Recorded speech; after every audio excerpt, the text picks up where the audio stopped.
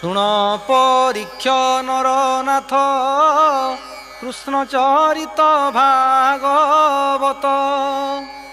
ଶରଦ କାଳର ଯେ ଶଶୀ ମଲ୍ଲିକା ପୁଷ୍ପ ପ୍ରାୟେ ଦିଶି। ଦେଖି ସାନନ୍ଦ ଦାମୋଦର ମାୟା ମନୁଷ୍ୟ ମାୟାଧର। ଗୋବିନ୍ଦ ବିଚାରନ୍ତି ମନେ ଆଜ ରମିବା ବୃନ୍ଦାବନେ। 16,000 ଗୋପ ନାରୀ ମୋତେ ବରିଲେ ତପ କରି। ମୁଁ ତାଙ୍କ ପୁରାଇବି ଆସ, ସେ ମୋର ଭକତ ବିଶ୍ୱାସ।